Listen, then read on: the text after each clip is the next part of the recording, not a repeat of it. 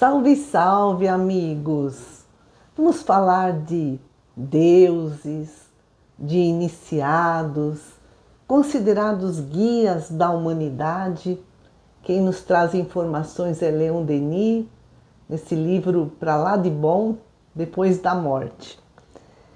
Então, o Leon Denis escreve que a crença nos espíritos remonta às primeiras idades do mundo. Denis cita os Vedas na Índia e que eles acreditavam numa grande causa primária cujo nome era cercado de um santo respeito e esse nome não podia ser pronunciado sob pena de morte. E também havia as divindades secundárias, os Devas, que eram auxiliares inferiores desse ser divino. Os Devas eram ou são as forças da natureza, as qualidades morais. E Krishna, lá na Índia, foi um inspirador das crenças hindus, foi o primeiro reformador religioso, um dos primeiros missionários divinos. Krishna e um grupo de discípulos iam de cidade em cidade para espalhar esses ensinamentos. E no Egito Antigo, os altos sacerdotes conservavam as puras doutrinas. Toda a ciência secreta do mundo antigo estava lá concentrada.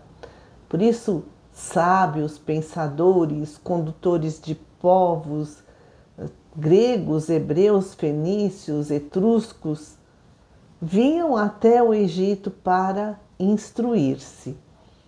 Existia o culto popular, a Ísis e Osíris, que era divulgado à multidão. E Denis escreve: sob a pompa dos espetáculos e das cerimônias públicas, ocultava-se o verdadeiro ensino dos mistérios. E essas iniciações, elas eram cercadas de perigos reais e também exigia-se o voto do silêncio. Se a pessoa fosse indiscreta e divulgasse para um não iniciado, né, essas doutrinas secretas, ela seria condenada à morte. E a esfinge lá no Egito, né? Ela tem a cabeça de mulher, o corpo do touro, garras do leão, asas de águia. E a esfinge representa o ser humano que emerge das profundezas da animalidade.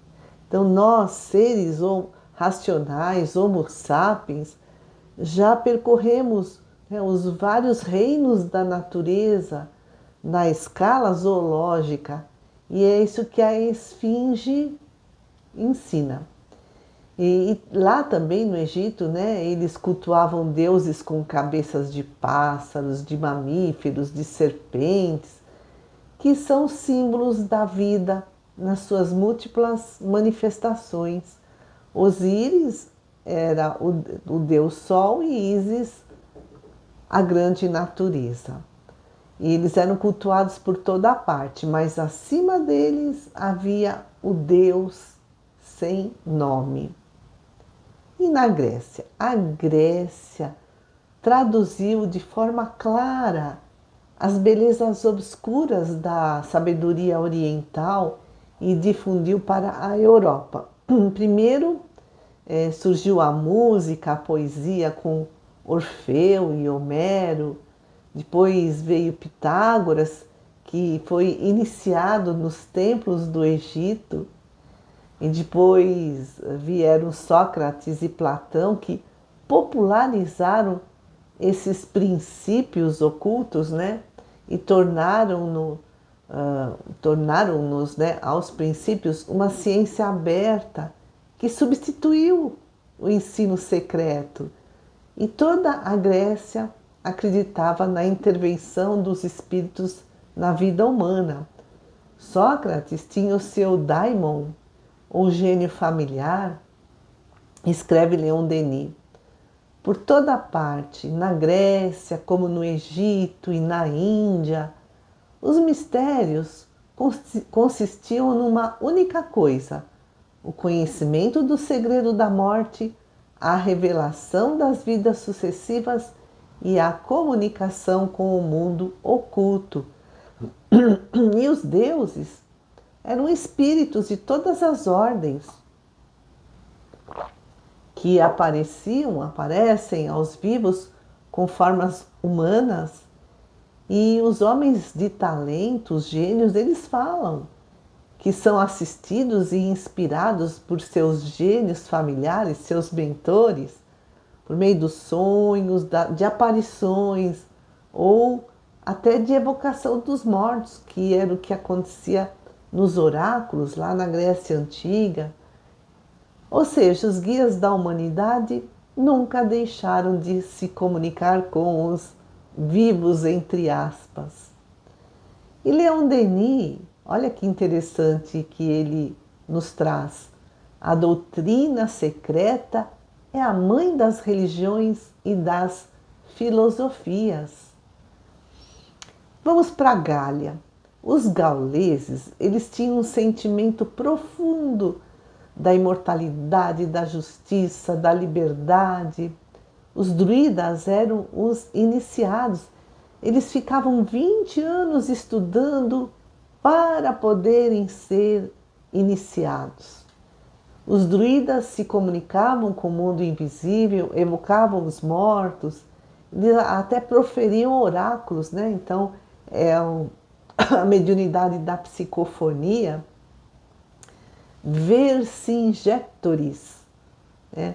Foi um druida que ele falava com os heróis mortos. E o cristianismo? Moisés foi iniciado no Egito. Denis explica que Moisés é o traço de união entre o Oriente e o Ocidente, entre a ciência secreta do Oriente, do Egito, e a religião vulgarizada, popularizada do Ocidente. Mais tarde, houve a dispersão dos judeus, e escreve Denis, apesar do seu sombrio exclusivismo, né? Então eles não queriam se misturar a outros povos, mas apesar disso eles difundiram o monoteísmo, a crença num Deus único. E um pouco antes da nossa era, da era cristã, as potências romanas cresceram e se estenderam, e as doutrinas secretas recuaram e perderam a sua autoridade. Os verdadeiros iniciados tornaram-se raros e o pensamento se materializou. Escreve Denis, os espíritos se corromperam, a Índia ficou adormecida, a lâmpada dos santuários egípcios apagou, e na Grécia abandonou-se aos retóricos, aos sofistas, né? Todo o conhecimento, né? Então a Grécia abandonou-se aos retóricos e aos sofistas, proscreveu os filósofos, profanou os mistérios, os oráculos emudeceram.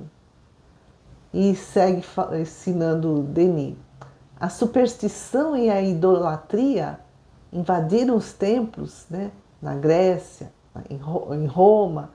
A orgia romana desencadeou-se sobre o mundo, mas às margens do Mar Morto, os essênios conservaram a pura doutrina. E Leon Denis escreve que Jesus passou alguns anos com os essênios. Jesus foi o primeiro a comunicar às massas, né, a população, a multidão, as verdades que eram privilégios de um pequeno número de pessoas, né, só dos iniciados. Com isso, o ensino oculto tornou-se acessível aos mais humildes.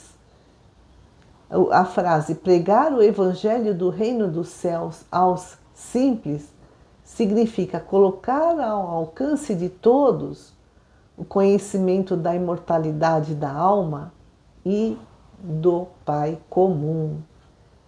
E os primeiros cristãos se comunicavam com os espíritos, né, das pessoas que já haviam falecido. Eles eram os profetas, eram os médiuns que recebiam os espíritos. Mas olha o que aconteceu. São Jerônimo, no século IV depois de Cristo, foi o primeiro a acrescentar a palavra santo aos espíritos. E ao traduzirem a Vulgata, né, essa Bíblia, aí traduziram o Santo Espírito como Espírito Santo. E então as coisas foram sendo deturpadas. Mas os espíritos estavam sempre e estão sempre conosco, né, trazendo o conhecimento.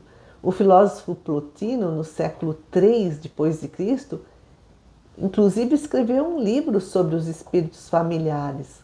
Santo Agostinho, pai da Igreja Católica, no século IV depois de Cristo, escreveu o livro Cidade de Deus, que fala da comunicação de espíritos e anjos, e ele fala que ele tinha visões admiráveis. Mas, com o tempo, a Igreja Católica abafou a doutrina secreta, proibiu o intercâmbio com os espíritos, mas a ciência sagrada estava guardada por várias ordens secretas. Os alquimistas, os templários, os Rosa-Cruzes. Inclusive a igreja perseguiu os templários e queimou as bruxas, né, que eram médiuns na Idade Média.